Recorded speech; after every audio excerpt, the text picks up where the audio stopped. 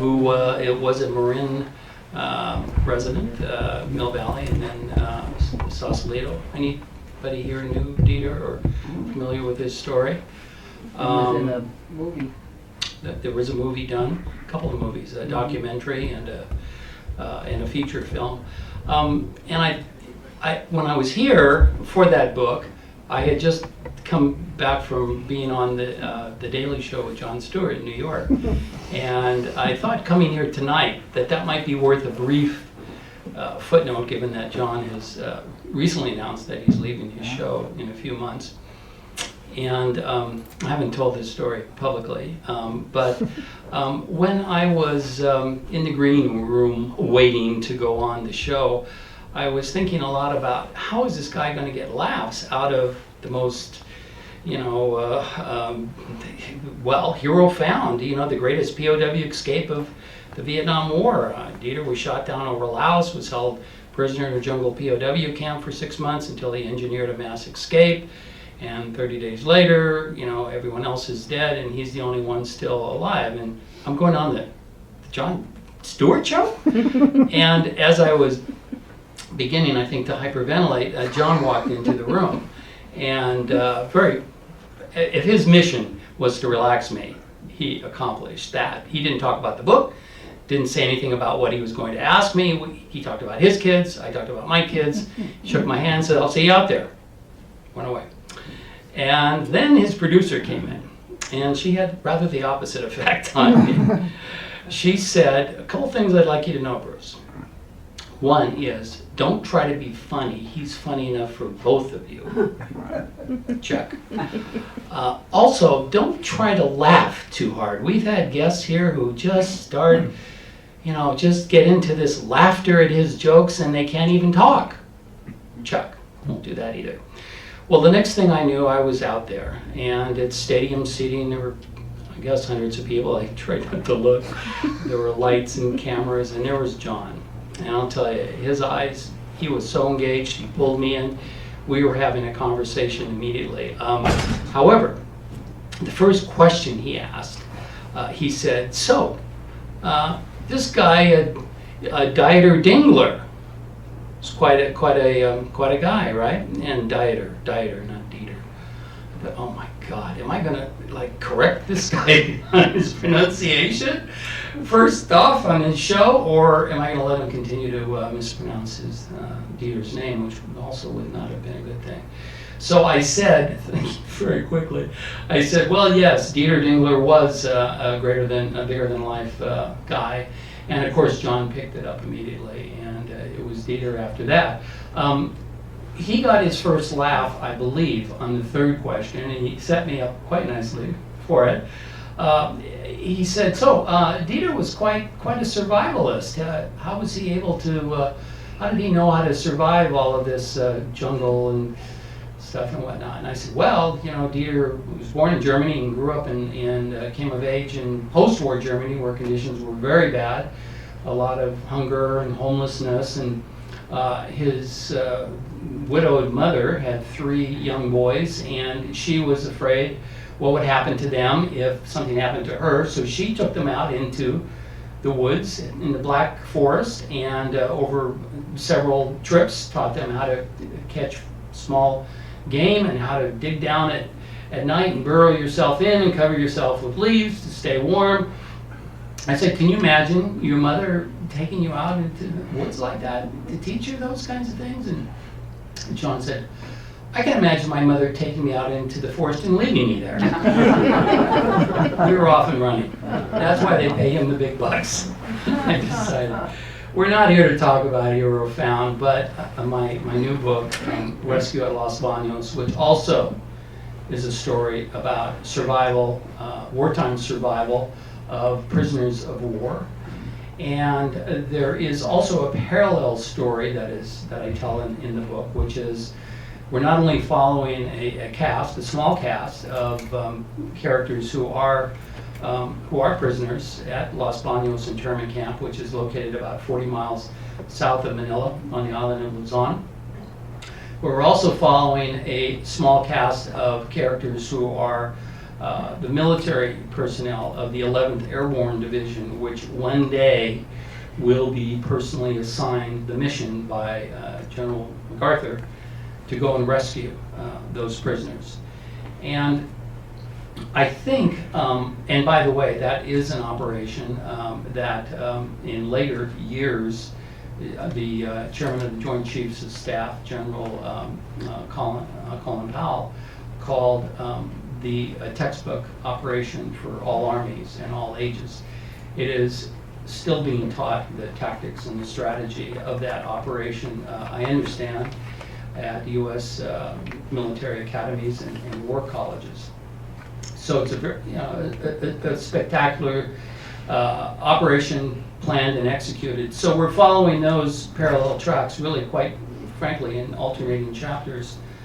I think we're pretty familiar with the fate of military POW prisoners being held in the Pacific by the Japanese under horrific conditions.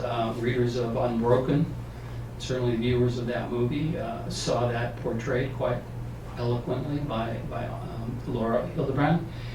I think we are less familiar with the fact, just the fact that there were civilians, ordinary Americans, who were in the Philippines, who were there when war broke out. And the fact that they were gathered up and thrown into prison camps for the duration of the war, I don't think is generally known. And certainly under the conditions with which they were held, which were nearly as barbaric, including starvation, dying of illnesses without medication, being summarily executed, not only for trying to escape, but toward the end of the war, young men going out under the fence to get food to bring back to the starving and getting caught coming back in and shot. So it was a very horrific situation that those civilian prisoners, I call them innocents, they were innocents caught abroad.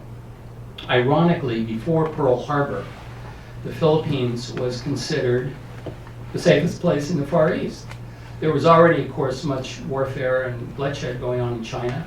The Japanese had invaded there, and they were well-documented atrocities committed there. But the Philippines was a protectorate of the United States. By treaty, we were obligated to defend it, and General MacArthur was already there training the Filipino army to defend itself. So it was believed that if war did spread in the Far East, that the Philippines would be a good place to be. Well, that proved to be not the case, because 2 or 3 weeks after Pearl Harbor, the Japanese invaded the Philippines to start with, about 200,000 infantrymen. And we've heard and know about the defense at Bataan and Corregidor, and that lasted a few months, and then they were all dead or made prisoners.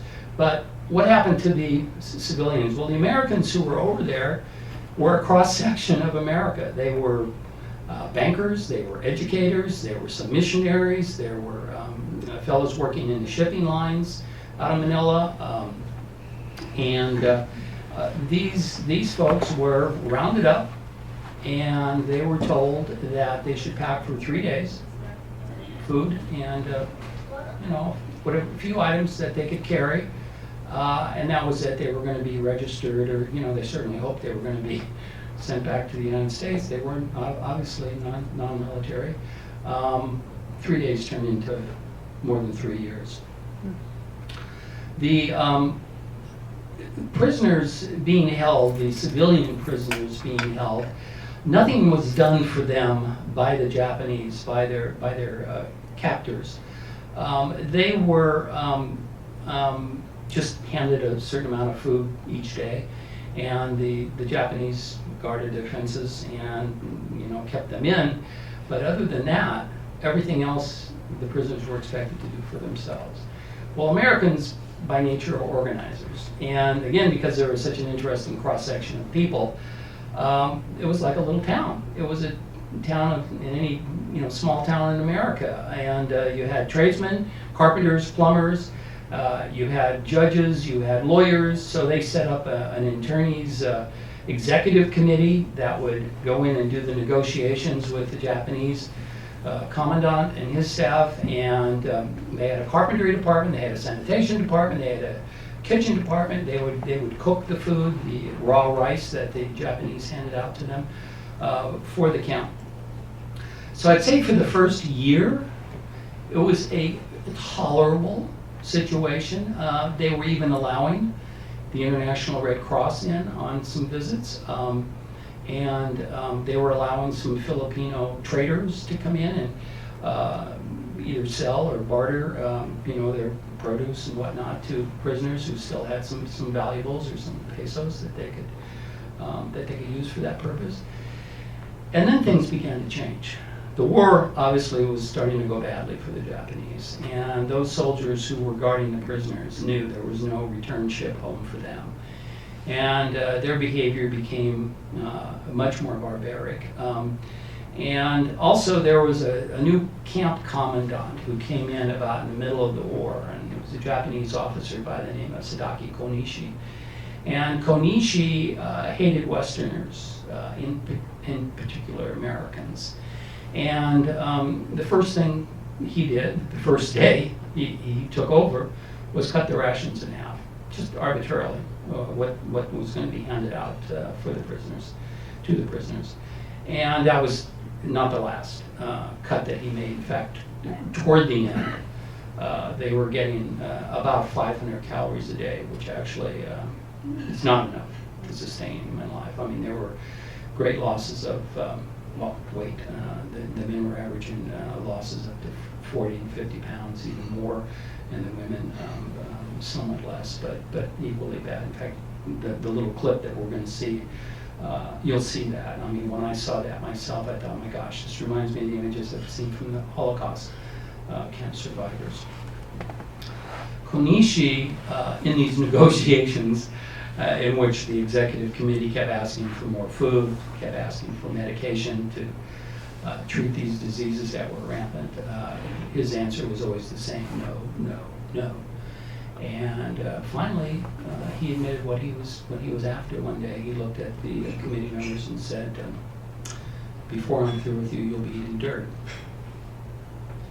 And so we have this cast of characters, these internees, these prisoners of war in this camp, and we follow them. And as I say, there's a small cast. This is narrative nonfiction, and in narrative nonfiction, we try to have it not read like the names read like the white pages, Manhattan white pages. We hope the reader will get to know some characters and feel they've bonded with them and care about them. Let me just introduce a couple of them. And by the way, also a very interesting aspect of this book in particular, and I wrote it previously in a World War II book, this book has women characters. Well, you don't get that a lot in World War II because women weren't going off like they are today, in the military.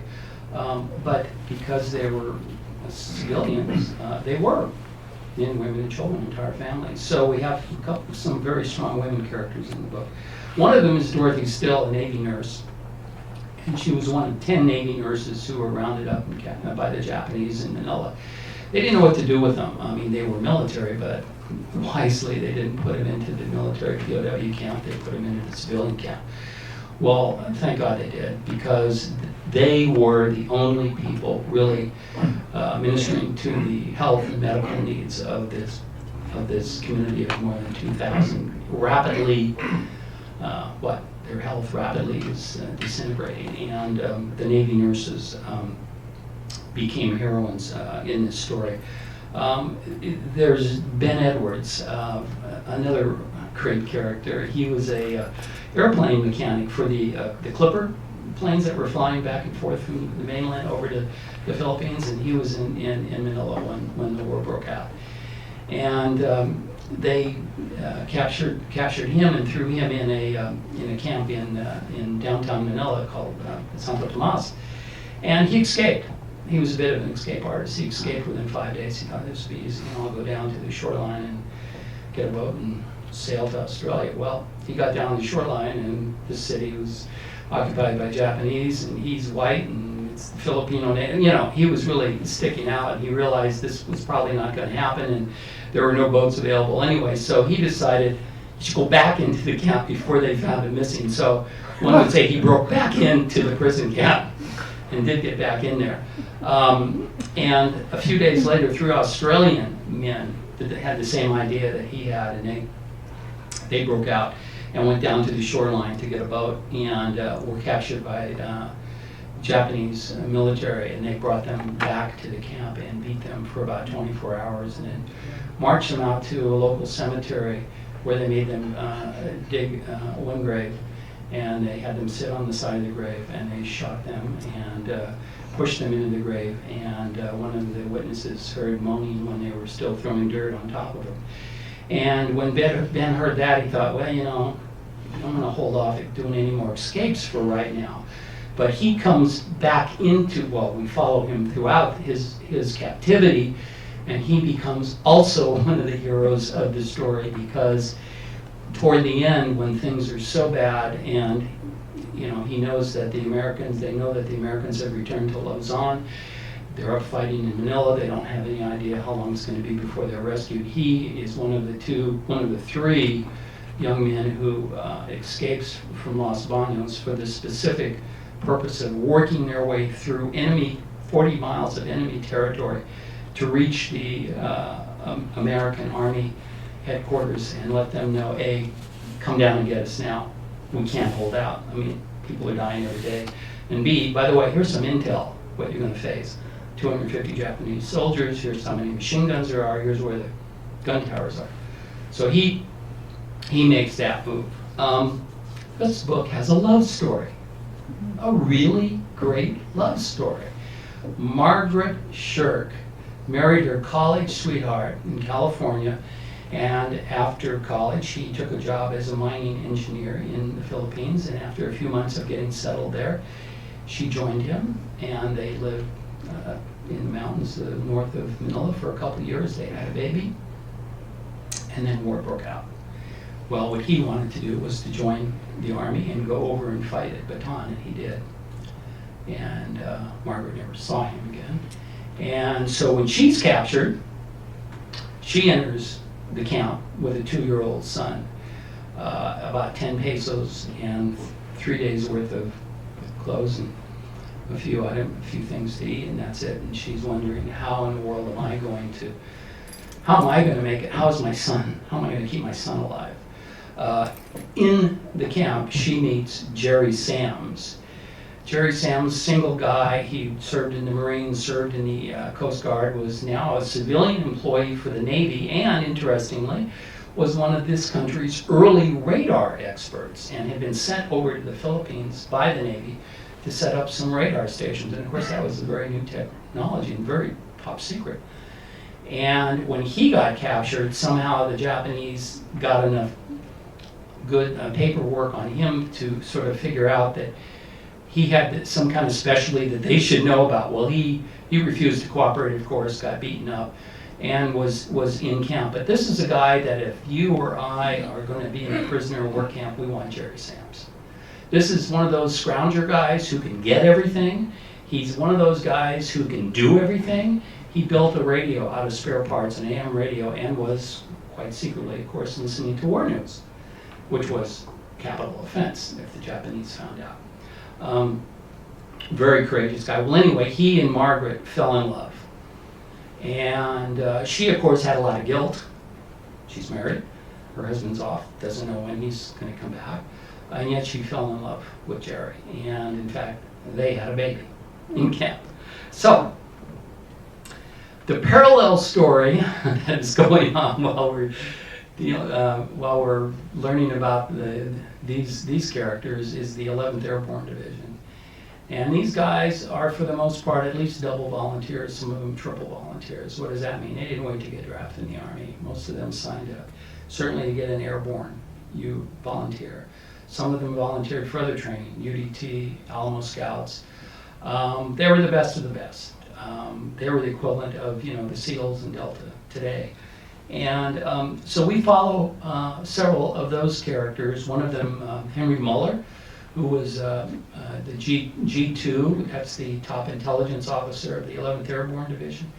A young lieutenant colonel at the time, was a key planner on the raid to rescue the prisoners at Los Banos. Interestingly, Muller first heard about the camp when the 11th Airborne was still in Leyte, and they were in a hell of a fight up in the mountains there.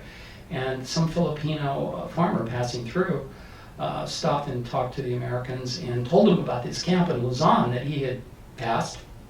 And there were a couple thousand of them. They looked like Americans, and boy, they are in bad shape. Well, Muller logged that and went to see his general and said to his general, we've got news here on this camp in Luzon. And the general said, Hank, we're on Leyte. That's another island. That's not our area of operations. Forget it. We've got our hands full, which they certainly did.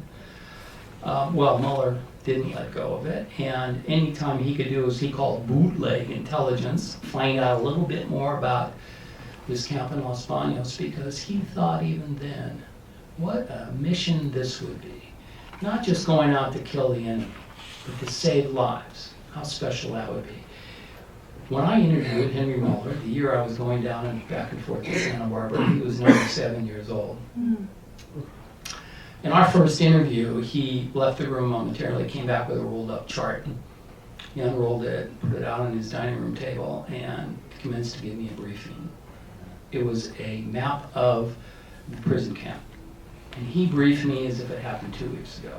The recon platoon came in here at 06:30 hours. The company of paratroopers landed in this field. It was extraordinary. What Muller told me was that the operation was being planned finally when they got up to Luzon and were personally given the mission by General MacArthur. And at that point, his general walked in and said, "Well, Hank, what do you have for me in that camp?" It's kind of like generals know everything, I guess. But Henry thought at that point, boy, I'm sure glad that I had that I'd been keeping this information on the slide, because, of course, it was helpful in laying out the plan. There's also a guy named Terry Santos, who was a sergeant in the recon platoon. And he's the sole surviving member of the recon platoon today. He's 92 years old. I just talked to him today. Lives in San Francisco. And they were also among the heroes. The recon platoon went in 2 days before, went across a lake in Bancas, which is like a native canoe, met up with Filipino guerrillas who also played a significant role in this operation. And they infiltrated through the jungle the night before the raid. And the plan was for them to be stationed outside the camp, all the sentry posts at the time that the paratroopers hit the silk. They were going to land in a field next to the camp. And they were going to strike and keep them busy, take out the sentries while the paratroopers were landing. Terry was one of those triple volunteers. He ended up graduating from Alamo Scouts. They wanted to have him on an Alamo Scouts team.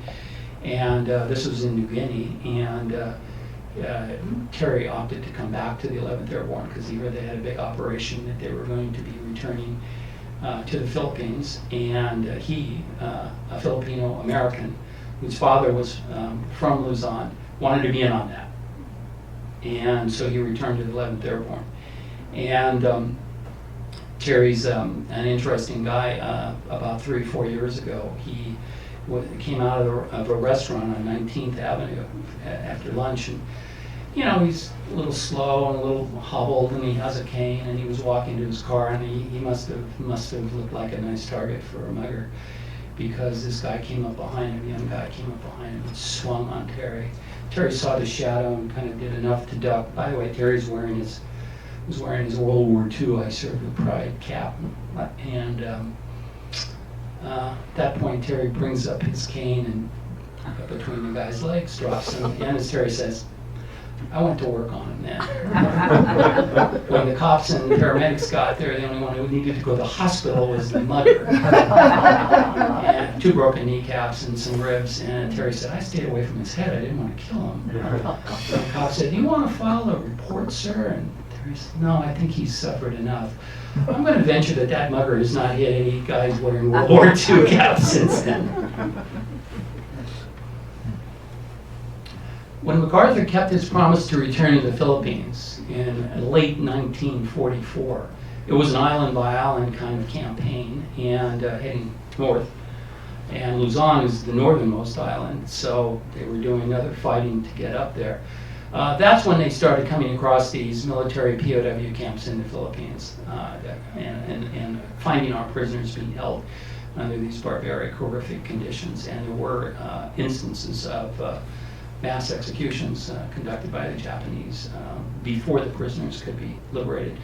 MacArthur, of course, was horrified, and he put out the word to his command that any units that were in close proximity of a camp should get there and relieve it. And there were a number of operations that were conducted, some in conjunction with the Alamo Scouts. The raid at Cabanatuan being one of them. And so as they moved their way up, by the time we're getting down to early 1945, there was one camp left. And that was at Los Banos. And MacArthur's forces were tied up in the Battle of Manila, which was a bloody affair that was costing many, many lives. And this camp was still 40 miles that way in enemy territory. And that's when, and it was not only the biggest camp, it was the only camp left, the biggest camp, but it had all these civilians in it who'd been there for over 3 years. Well, that's when MacArthur personally assigned the mission to the 11th Airborne and said, I want you to go down there and get those prisoners out. And it was by definition a raid. It was going to be going in and getting out. And today we think of them, we'd call it a special ops mission. They didn't use that term back then, but it was an air, sea, and land raid for the express purposes of bringing these more than 2,000 prisoners out. Well, that was a big challenge because some of these folks were so weak they couldn't walk more than 100 or 200 yards, and how to get them, 40 miles that way to U.S. lines.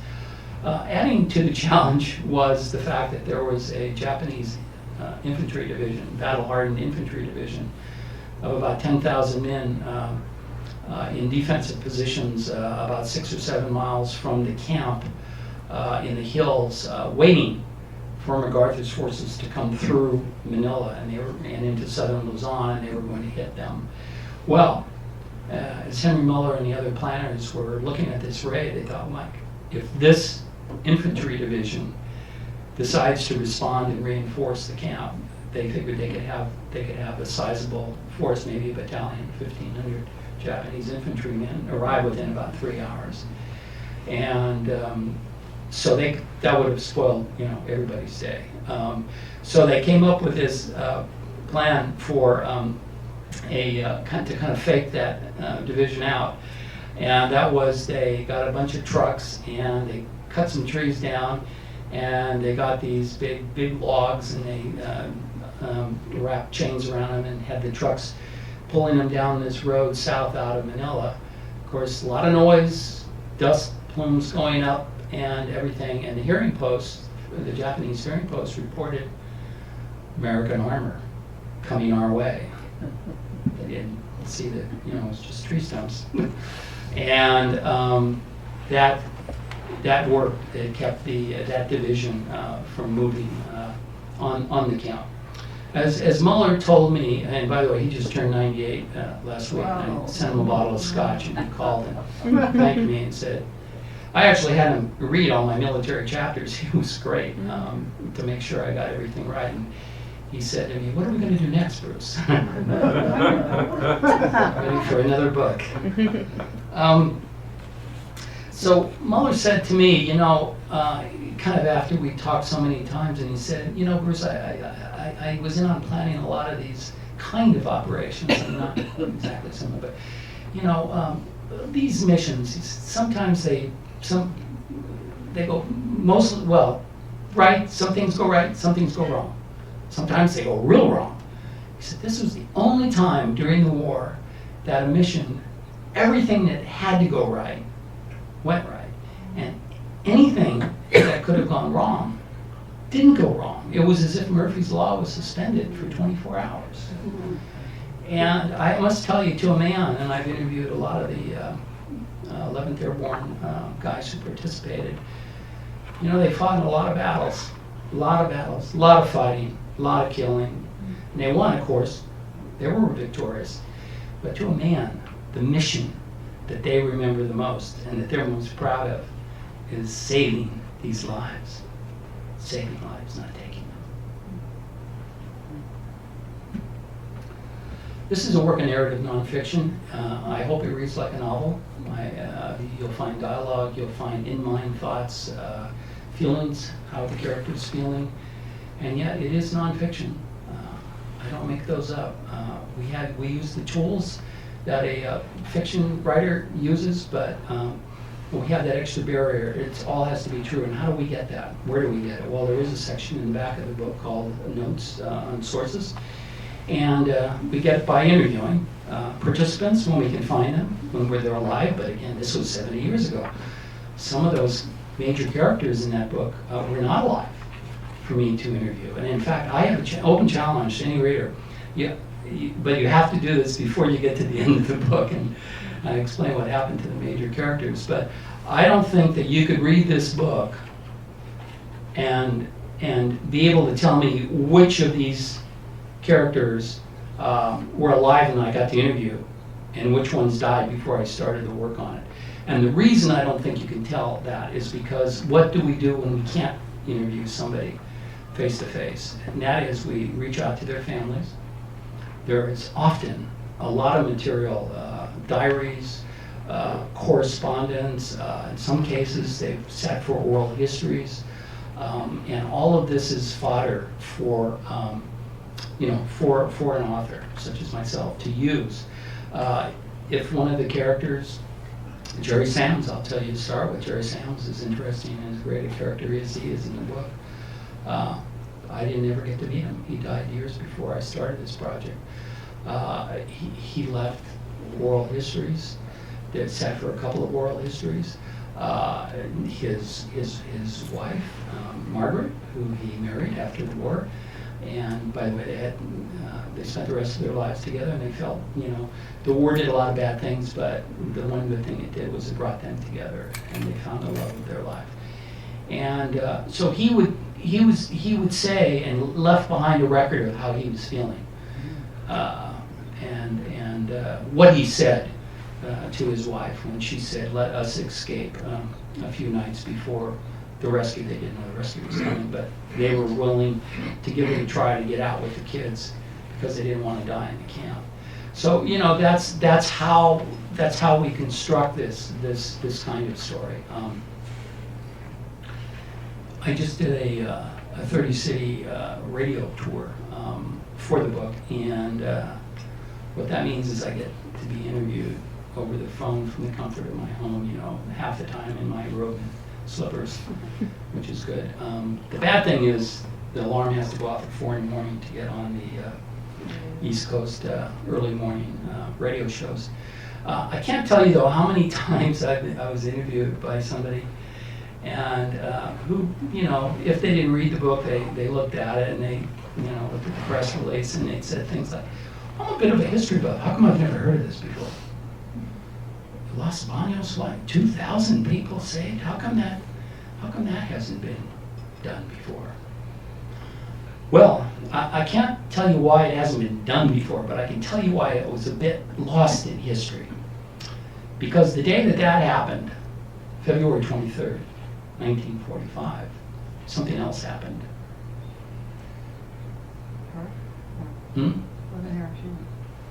No. 5 Marines hoisted the U.S. flag on Mount Suribachi and Iwo Jima. Oh. That iconic image made the front page of all the papers in America, thereby relegating the rescue of 2,000, Americans from harm's way to the back pages. Now, you would think that would have been on the front page, wouldn't you? It certainly would be today, wouldn't it? So there's a reason it was a bit lost in history, and I'm just glad that I was able to do it now, and that those folks that I've been able to talk to are still alive. And one of the things that I love doing in these books, and I must say, I love the research. The writing tends to be the hard work. The research for me, particularly then going back to the National Archives. By the way, anybody who wants to research relatives or friends or neighbors who fought in World War II, the place to go is the National Archives too, in College Park, Maryland. It's a wonderful institution, and anybody in the public can go back there. They have a lot of rules and regulations about what you can take in and what you can take out. Like you can't take out anything and flip it on eBay. So there's guards and all of that. But you go back there and you often don't know what's there. And then when they bring it out, you work with an archivist who knows the subject matter. And when they roll that out on the little reader cart and you find it, you go, God, yes, I can't believe it. And one of the things that I found that I couldn't believe I'm going to share with you tonight, we're all accustomed, I think, today to cell phone video catching just about anything that happens. Yeah? What I found, though, was Army Signal Corps film that was shot of the raid 70 years ago. So there was a cameraman, photographer on the raid. And what we're going to see, it's a 4-minute clip. It is silent. I'm going to narrate it a bit, but let me, before we start, there's a couple of really quick cuts in the beginning. I want to tell you what you're seeing. There's a quick shot of the Banca, those native canoes that the recon platoon got into, and the 2 days before to cross Laguna de Bay, which is the largest lake in the Philippines, and they had to get across that lake, and then that was the lake that they needed to bring the prisoners back across in their amphibious vehicles called Amtraks. So you're going to see a quick cut of that, and then you're going to see a cut of the Filipino guerrillas who are running around the fence line of the camp, and that would have been after, I think, the initial assault on the sentries. And then pretty much the rest I can tell you about as we're viewing it. We're going to get inside the camp. We're going to see the internees kind of milling about. In fact, that was a bit of a problem. The paratroopers told me, they said that it was not unlike the scene of towns in France, being liberated, and oh boy, we're celebrating and stuff.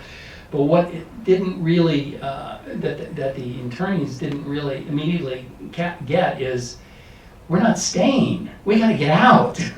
There's the Japanese infantry division down the road. We have to move. And in fact, the Americans started burning some of the barracks because these folks were trying to take everything that they had, and their few possessions. One guy came out with his mattress on his back, carrying his. He didn't want to be without his mattress. Well, put that down. We're going to get out of here. So, you're going to see a little bit of that too. Okay, I think we're good to run that, Dana.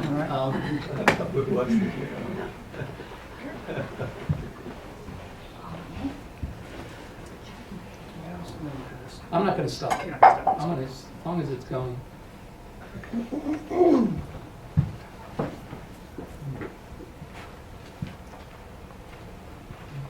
There's the Banca. And that's the outside of the camp. Now, after they dropped the paratroopers, there were 9 C-47s. One of them flew around the camp taking this video or film.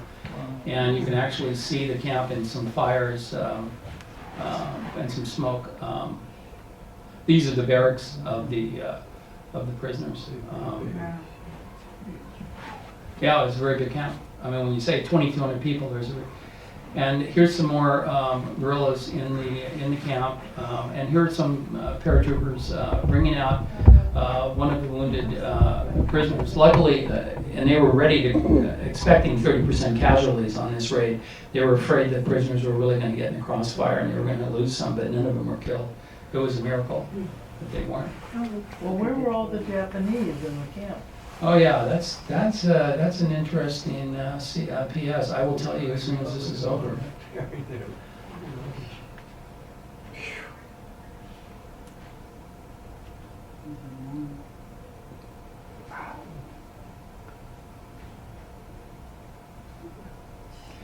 they're going down to a big field where these amphibious Amtraks are parked, and they're going to be loaded into them. What these folks didn't know, and these were new vehicles for World War II, they thought they were just tanks, and when they got to the water, the lake, in about a mile, they expected it to be that they would stop and they would get off and take some other form of transportation. No, they went right into the water, and I had one of the prisoners tell me I was sure it was going to sink and I was going to drown after all of this. They had no idea.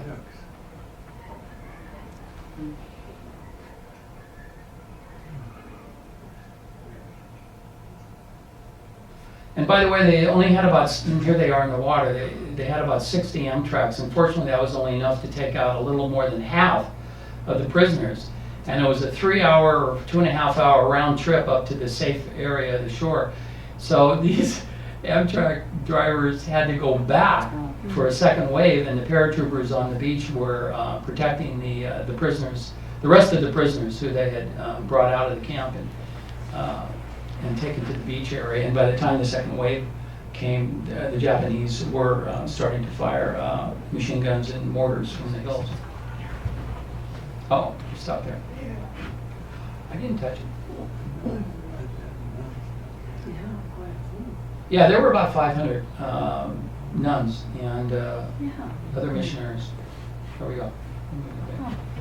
Now this is an area where they've been taken across the lake, and now they're waiting to get into trucks to go to really the only place big enough for them. It was a fortress recently liberated called New Bilibid Prison, and they were going to go up there. They weren't going to close the doors on them, though. The prison with open doors, and they were going to feed them and give them medical attention up there. So this is the second part of their trip, and that's by now here they're kind of in neutral land. It's not totally U.S. controlled, but the enemy's not, breathing down their neck. You'll see a little baby up in fact, we'll see another shot of that. I call them the Los Banos newborns. That's one of the newborns. I interviewed her, by the way. She's no longer a baby. Here's celery soup being given to the prisoners, along with some crackers, and some of them have told me they still remember it as the best meal of their lives.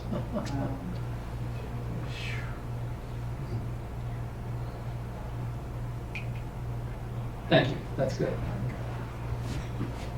Oh, great quote. There's a full quote from Powell. Yeah. I doubt that any airborne unit in the world will ever be able to rival the Los Banos prison rate. I'm sorry? Somebody say something? No.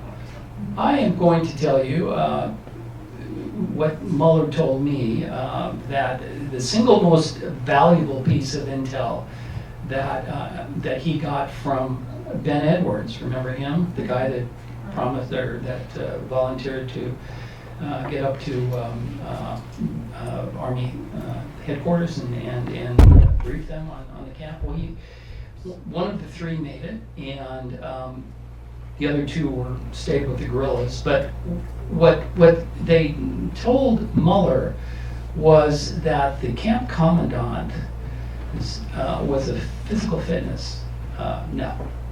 And other than about the 30 or so sentries who were always on duty, everyone else, and there were about 250 soldiers in the camp, everyone else had to report at 6:45 every morning into an open field in their fundoshis, which ceremonial G-strings, you could call them, and with no weapons, for a half an hour of ceremonial exercise, like grunting and banzai and stuff like that. So Mueller said, it didn't take the brain of a Napoleon to know that the time to hit your enemy was when he was half naked and didn't have any weapons. So they had planned the raid to be later in the day for other reasons, daylight and all of that stuff. And they changed it to 7 a.m. And so the paratroopers hit the silk at 7 a.m. The recon platoon and the Filipinos hit the sentries, took them out. But again, there were about 30 of them around the camp. And the other, those who ran toward the action got mowed down. Most of them the Japanese soldiers wisely turned around and ran into the woods. So that's one reason there wasn't as big of a firefight as there could have been if all of them had been in the camp, in their barracks or whatever, and had their weapons. And then undoubtedly there would have been more casualties, probably of the prisoners and as well as the American soldiers. I do have a website, brucehendersonbooks.com. There's more information about the book, photos, cast of characters, and a clip similar to this, only narrated, that you can click on and see. And also some buttons for buying the book. If you don't want to buy it, I think you should buy it here though. If you're going to buy the book, support your local book seller and your local book author. Yes, questions? What happened to the camp commander? The last section of my book is called The Fate of Sadaki Konishi, and that's been subject to some rumor and speculation over the years. It was never, he got away that day. It was reported that he died of TB before he could be tried as a war criminal. It was also by some authors, writers, and even a former general who wrote a book about it, said that he had been tried and hung in the Philippines. But the record was a bit spotty, and I really saw the equation as to what happened to him, and it was a much more involved kind of thing. I'm really going to hold back a bit. I will say this though, I've gotten a few phone calls from some of the former attorneys who, after reading the book, have said something along the lines of yes. So he faced justice and got his just desserts, I guess. So did Margaret's 2-year-old survive? Margaret's 2-year-old did survive. Her son David, yes. Yeah. Any other questions? Yes. I'm just curious, from the historical point of view, as you talk with all these people who are very old and relying on memory, how do you reconcile any differences between what may have been in a diary or a letter with something they're telling you? Well, that's a good question. I mean, memory does fade, obviously, and I back it up. My interviews with as much documentation as I can get. For example, when I was talking to Terry Santos of the Recon Platoon, I had an initial interview with him, kind of everything that he remembered, and then after I went to the archives and got material on the actual action reports of the Recon Platoon, and they had locations and times and all of that, I checked that, and I also took it back to Terry. And looking at that and talking about that caused him to go, oh yeah, that was the time. So it's a coming together kind of thing. And I started as a newspaper reporter many years ago, and then a magazine writer. And I guess there's something about the art of the interview too. You do kind of get a sense if somebody's remembering something or somebody's shooting the gaps. Or just outright making stuff up. And if you catch somebody doing that, then you don't really want to believe probably anything else that they're saying. But this was not the case with these guys. And there were a couple of people I did reach out to, and they said, honest to God, I don't really remember. Okay, that's enough said. Yeah. Yes. Oh, Bruce, yes. Sandy Calhoun's father was in Los Banos. He was one of the head of the committee, wasn't he, Sandy? And my Calhoun, yes, I recognize the name. Alexander Calhoun. And my father was interned at Santa Tomas. And Sandy and I talked about this, and I have with my family. My father never, he would talk about anecdotally things that happened, but he just had to get on with his life, as did your dad, right?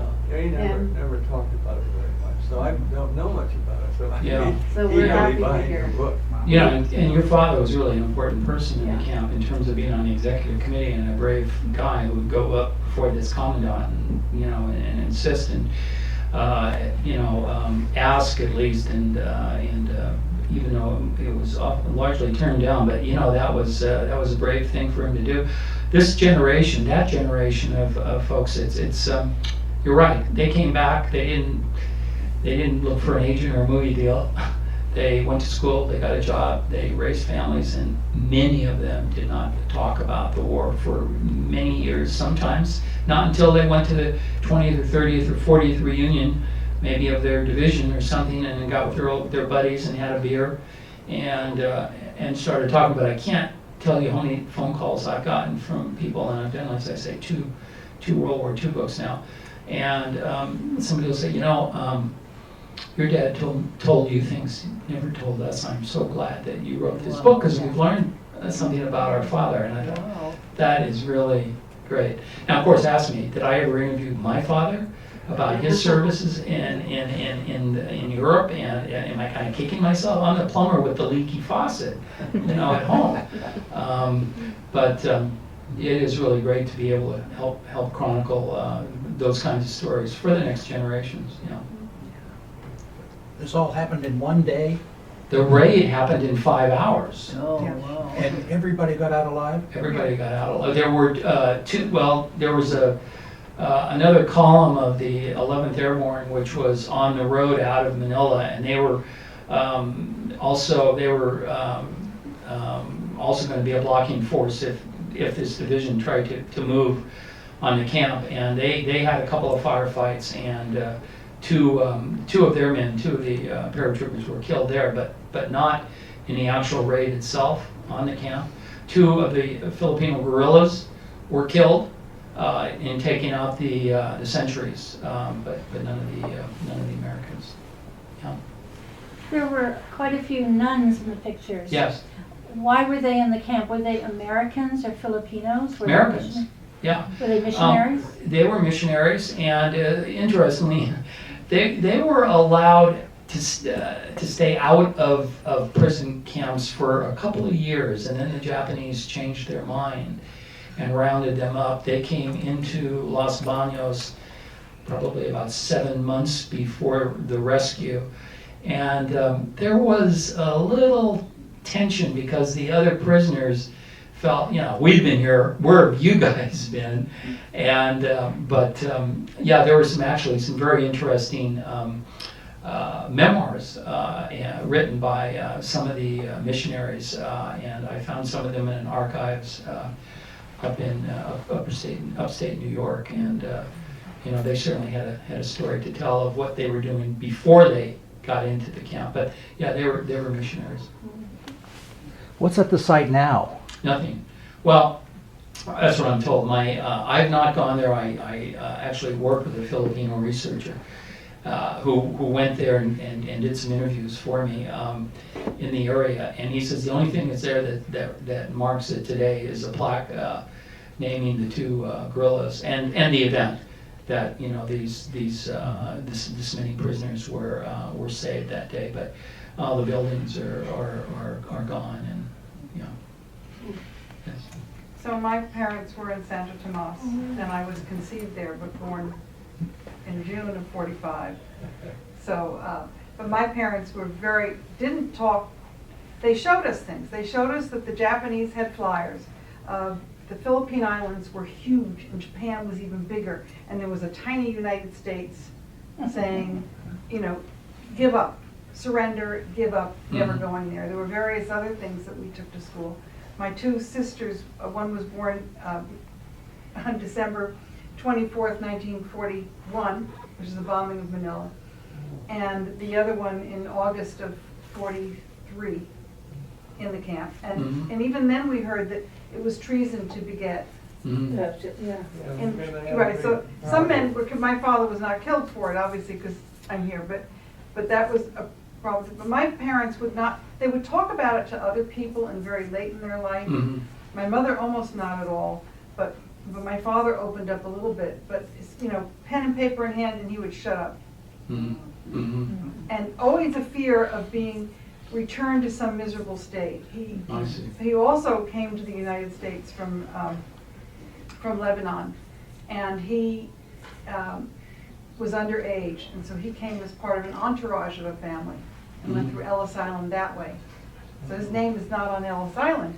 So when they were doing the plaque, we said, Daddy, you know, your brothers, your sister are there, let's put you there. And he said, no, no, my name's not there, they'll send me back. In his 80s, I mean, he was just, you know, a strong man, but there was trauma involved in that. And Well, this is a real honor for you guys to come out tonight. well, to meet you two. I think we may have, is General Keith here tonight? Here, General Keith. Well, I'm going to also honor here General Richard Keith, who served in the 11th Airborne. As I recall, sir, you were not with the 11th for the at the Los Banos, or with the No, that was, it was the 511th Parachute Infantry Regiment. And what they did, you really told the story here, that's the essence of the whole thing, but basically we went through Manila, and we couldn't go back because we had to take Manila, and we had tremendous casualties there. We lost 4 of our officers in that particular doing that.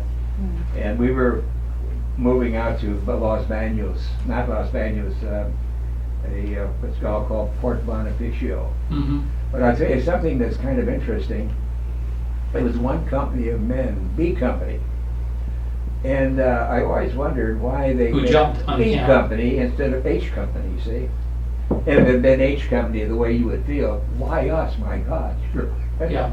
And but at any rate, they did. And years later, I was talking to Colonel Lottie, who was regimental Yes. commander, and I said, why didn't you pick H Company? You know, Him McGinnis, he was your favorite, you know, he was your best company commander. And he said it was simple. I went down the list of all the companies, and one company had so many men. I remember H Company and McGinnis, and you guys, you had supposed to have 126 men, you're down to 55. And I got B Company, and incidentally, B Company's commander was my former executive officer of my company. They had 78, so he picked B Company, and then he took a platoon, a machine gun platoon, and attached it to them. So Yeah, it was just a numbers thing. That's what I heard too. yeah, And in fact, the company commander, Lieutenant Ringler, John Ringler. Did you know yeah, Ringler? good friend. Yeah, Yeah, he said some funny things and over the years, and he said he got called in and was told that his company had been chosen, and he got squired into the general's office, General Swing, general of the 11th Airborne Division, and General Swing was nobody to mess around with. He said, you know, you're here, your company's going to jump, chances are you're going to be wiped out if anything goes wrong. Any questions? No, sir. And as he was leaving, Ringler said there was this one thing that kept going through his mind, like, why me? Why us? that's the way it is. Yeah, And- why us? Yeah, and Because yet- the chances are slim and not almost, you know. And yet what I heard from some of the troopers, when they were out the morning of getting ready at the airfield to load onto those C-47s to go jump on the camp, they said nobody could have bought a seat on that plane. Nobody would have not made that jump. It wasn't, you know, again, the mission was to save lives. And it was very special, I think, for all of them. You know, but again, they were in the middle of a war. Mueller told me that he expected, after the success of that raid, you know, they had a couple of drinks that night and everybody turned in. And in the morning, he thought, boy, he's going to get slapped on the back and congratulated by the General Swing. And next morning, it was like it never happened. Why? Because they still had a fight, you know, up in Manila, and they were fighting it. You know, at Fort McKinley, and it was still in the middle of the war. And Mueller said, you know, I'd always thought I would go down and meet some of the folks that we rescued. Didn't have a chance, didn't have time, didn't have an opportunity. The war was pressing. Yeah, you know, when they left on the boats in the water, where did they take them? Well, they took them up shore, further up the shore, toward the American lines, and then dropped them at that beach where you saw them all kind of waiting around, and then trucked them up to that fortress-like New Villa where they were housed for a week or two and fed and all of that. Then flown home. And then they all got transported home. They were No, I on think ships. Yeah, on ships. ship. Yeah, but I don't think they were all on the same ship, but I think it was. Santa Tomas was liberated on February 3rd, so just 20 days before. Right, Santo Tomas, because it was in Manila, and the Americans got there first. That was liberated. Although there was some loss of lives in that. There was.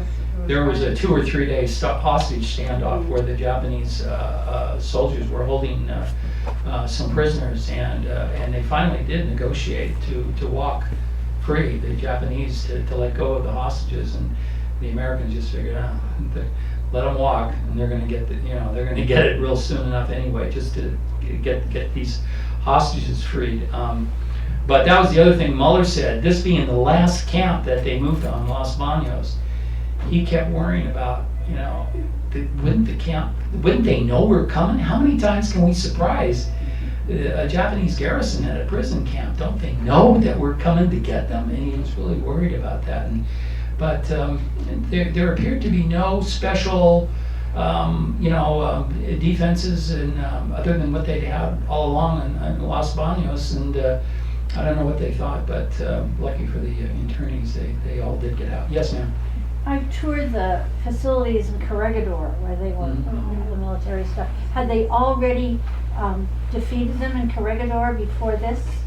Well, yeah, Corregidor was. Corregidor, the Japanese, where they were. Right, that was way before. Okay. Or you mean the retaking of The Corregidor? retake, I thought they did Yeah. Corregidor before they went in. Before, you know because what they Manila's right here, and then Right. Corregidor is this island right They here. had jumped on Corregidor. Yeah. Before Los Banos? Yeah. Oh, okay. Yeah. See, authors have. Yeah. Excuse me. Okay, but that's it. If it's outside of my area of operations, watch out. Any other questions? I'd just like to say something about the Yeah. guerrillas, the Filipino guerrillas. They are really unsung heroes. They were all Absolutely. over the country. They fled to some of them were Bataan Death March survivors. They fled into the hills. They were equipped by special submarines that came in from Australia Yes. to give them arms and everything. And they had their own system of with money. They would live near a small village. They'd go in and buy food from the villagers, and they would actually pay them with guerrilla currency, which was all redeemable after the war. Yeah. I mean, they had an amazing I organization. want to say this, they're not unsung in my book. Well, I'm And glad. that's one reason I hired this eminent Yeah. Filipino researcher, and he was a real authority on the resistance forces during World War II, and has lectured at university on it and whatnot. And I really wanted to know about them, and that is an important part of the story. Yeah. I had also heard that after Los Banos, a day or so after, the Japanese went in and killed, massacred some villages right near there that had a. Well, I want to say that we did a lot of research on that, and that had been reported that there was a real reprisal because of the raid. And I have to say, I would like you to see the evidence in my book, but what came out, and my researcher and I really worked hard on that, he in the Philippines and me here at the archives. What really came out is there was no quid pro quo kind of reprisal because of the raid. How the Japanese, before Los Banos raid and after, were going in and massacring Filipinos who they thought were being helpful to the guerrillas. And that yes, there were reprisals in that area, but we interviewed, I should say, my researcher did, and I got the tape and the transcript, a woman who lived in Los Banos, whose entire family, other than her father, who was out working in the fields, was rounded up and was killed by the Japanese 2 days before the raid. So I think that's been overstated, and it's kind of the simple thing to say. And I must tell you, when I told Henry Mueller about that, my evidence, and shared with him in that chapter about that, he called me and he said, you've taken a big weight off my back. I've lived all these years. He said, I obviously felt good about all these internees that we freed, but I felt horrible that we hadn't anticipated a reprisal. And I've lived with this for so long, but now I can accept it that it was being done anyway. And I said, yes, you can, General, that is what we found out. So, and I'm gonna share that with the group. Yeah. A week from Saturday, I'm speaking in Sacramento to an annual reunion of the former POWs. Oh, Bruce. Thank you. Thank you.